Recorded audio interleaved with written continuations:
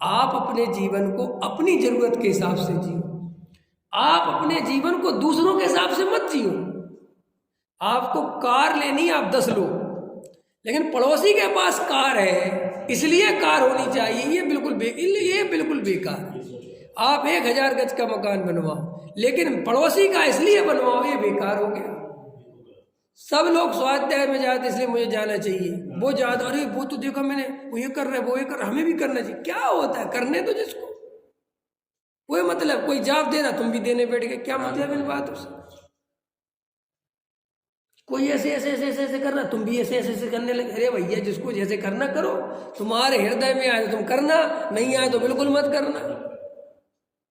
ख्याल में है, ये क्या तरीका है कि मुझे, मैं तो कहता हूँ मंदिर में तो बिल्कुल नियम होने ही नहीं चाहिए। अच्छा 10 मिनट दर्शन करने चाहिए कि 5 मिनट कि 15 मिनट कि 20 मिनट, कौन सार को बोलना चाहिए, क्या पढ़ रहा है। मैं कहता हूँ फालतू की बात है, ये बांधते क्यों अपने को।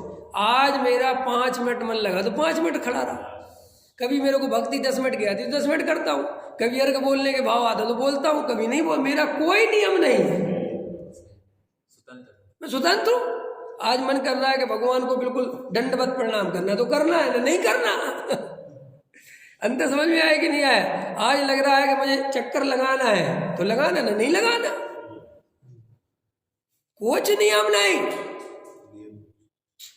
कभी भगवान की भक्ति आ गई कि मुझे तो यार बहुत दिन हो गए भगवान को स्पर्श करने का बहुत मन आ रहा, आ जाना कल धोती पहन के प्रक्षाल करो। उदाहरण दे रहा हूं मैं, लेकिन ये व्यसन नहीं बनाना, आदत नहीं बनाना कि ऐसे करना ही ऐसे करनी, ये बिल्कुल व्यर्थ है। ये तुम्हारे जीवन को मार देती है। तुम्हें अपने जीवन को अगर जागृत रखना है तो होश पूर्वक जियो, और जो तुम्हारा हृदय कहता है वो करो, दूसरों के कहने से कुछ मत। जैन साहब ऐसा करके देखना, जैसे सब पैर छुए ना, आप मत छूना, क्योंकि सब छू रहे इसलिए नहीं छूना। आपको लगे मेरे आज नहीं मन कर, कुछ नहीं करना। आपको भी लगेगा कुछ बदल रहा है। रोज खड़े होके पूजा करते हो, आज नहीं करना, मन नहीं करना, बैठ जाओ। रोज बैठ के करते हो, आज खड़े होके करेंगे।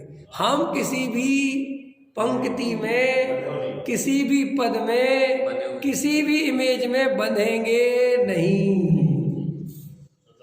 स्वतंत्र। ख्याल में है ना। मैं इसलिए कहता हूं कि अपना कोई भी अपने ऊपर ठप्पा नहीं होना चाहिए। ख्याल में है ना। कुछ नहीं पता चलता। अगर कोई आदमी मेरे 20, 25, 50% सुन लेना तो उसको ये समझ में कंफ्यूज हो जाएगा, ये आदमी कहना क्या चाहता है। कभी कुछ कह देता है, कभी कुछ कह देता है, कभी कुछ कहता है। भाई इसलिए कि तुम एक इमेज में बंधना चाहते हो। तुम चाहते हो कि मैं बस ये कह दूं कि कुछ नहीं होता मंदिर में, कुछ नहीं भैया। उसकी भी जहाँ सार्थकता कोई बात होगी तो वहाँ निकल के आएगी। कभी पूजा करने का भी कितना महत्व है, अगर उसको तरीके से किया जाए, समझ के किया जाए, उसका भी एक, लेकिन किसी भी एक लकीर पे नहीं चलना। अपने अंदर में कोई इमेज डेवलप नहीं कर, स्वतंत्र रखो अपने को। जो अपने जीवन में है। अपने को किसी से रेस नहीं लगाना, किसी से दौड़ नहीं लगाना। मंदिर में कभी मत सोचो कि मैं रोज 10 मिनट दर्शन करता हूँ, आज 2 मिनट में चला जाऊंगा। किसी को सोचना क्या मतलब, नहीं करता मेरा मन। और होता है ना अंदर मन, कभी कभी बिल्कुल मन नहीं करता, 2 ही मिनट में ऐसा लगता है चलो छोड़ो हो गया दर्शन। तो जिस दिन वो लगता है उस दिन वैसे ही सही। अब यार रोज तो कहेंगे ये क्या चक्कर है, अपन को डर लगने लगता है कि अपन को अधार्मिक ना समझ ले आदमी। है, आप लोगों की बात नहीं कर रहा मैं। आप लोग तो मेरे साथ रह रहे के बहुत कुछ समझ गए। ये तो मैं आम पब्लिक जो बेचारी डरी हुई है, ख्याल में है ना। क्योंकि ये बात अब यहीं तक सीमित नहीं रही, मंदिर तक। अब प्रवचन क्या है कि लोग बाहर भी सुनते हैं, तो अपन सोचते हैं कि उनको वो बातें भी पता चल जाए जो नहीं है, जो रोजमर्रे की जिंदगी है। भैया कुछ नहीं रखा, तुम आनंद से जीना सीखो, आत्मा को देखो, और आत्मा का भी भार मत बनाना। बस सिस्टम है, संसार में कोई दम नहीं है, इतनी सी बात। संसार रहने लायक नहीं है, ऐसा यहाँ सुख नहीं हो सकता, इतनी सी बात।